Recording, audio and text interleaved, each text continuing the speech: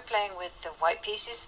Hikaru coming off a very nice win against Michael Adams in the first round of the day, managing to grind out the... There we're seeing some captures in the middle of the board. It's kind of funny here because this bishop on b3 is completely stunted by its own pawns, but that doesn't seem to bother Hikaru whatsoever. He lifts up the rook. This is a classic Hikaru position, actually. You know, he loves a kind of slightly static position where he can maneuver and, you know, play out perhaps a very slight advantage, and he's brilliant, absolutely brilliant at these kind of positions. So I think Harikrishna is going to have a tough one here. You know, white is slightly better. Control of the A file, his bishop looking quite nice. I mean, probably, well, I mean, the computer basically assesses the position as level. Okay. But it's not level. There's so much play here. There's definitely a lot of play here, but I can also see, you know, that you can go bishop to d7 and you can just live your best life along the back ranks. Yeah, but I mean, listen, would you pick white or black? Come on. I would pick white. You know, Yeah, I'm a space monster. I love having space. Of course, we're going to pick white every time. Exactly. But I was just saying, you know, what I just want to stress is that the position is still rock solid for black. Black hasn't gone wrong, so to speak.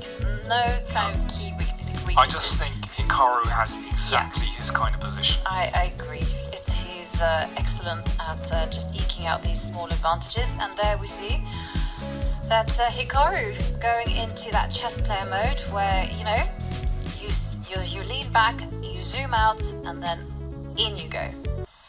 He has a nice 2-minute time advantage already.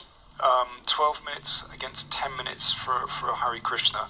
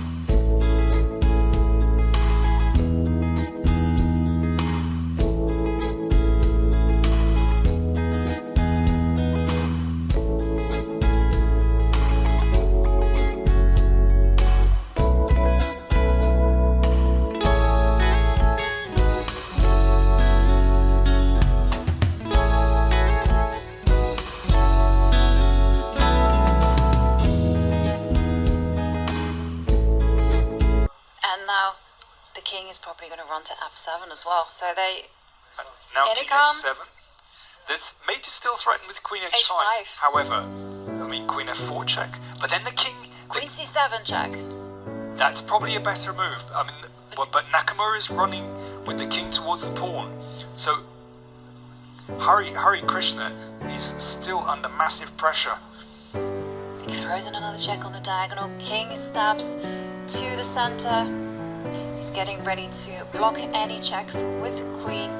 Now he steps back. Although material is even, it's all to do with the pass pawn, right? The G pawn for the moment is going nowhere, Absolutely. so it's kind of irrelevant. But it does shield the king at least. Yeah, and now's the chance. If there were no G pawn, queen e5 check would exchange queens. So it actually does play an important role. And there's going to be a lot of checks now, more checks. But it's always a question of making the most accurate check, because he had a choice. He could have checked on h4. And now the G pawn comes rolling. Is rolling, and if queen d4, then actually I think that would just be a draw. Interesting. There was a bit more to it than that. Yeah, absolutely. Okay, giving a check to the king. Where is it going to hide? And now that we have a potential pawn race in the air, if the queens get traded off. If queen d4, I think king g7 actually is the move. Exactly. Keeping an eye on the other results. Still trailing by 1 point, and it's a complicated bishop ending. But he has pulled this one back. Yep, and he comes in with queen. He just wants to advance the G pawn now. I thought it was going nowhere, but Harikrishna has managed to turn this one. He has turned it around. It's not very easy, right? When you've been like putting pressure, then suddenly... Oh wow, if that pawn lands, it's mate. Yeah, that's true. But we're going to see a good old-fashioned race. And the thing is, though, Harikrishna's 2 squares away from queening. Do you know what? It's going to go g2, c7, queen takes c7. Yeah. I think that there will be a lot of check. Yeah, a check first, and then g2 so that the g pawn is protected. And there we see the king hiding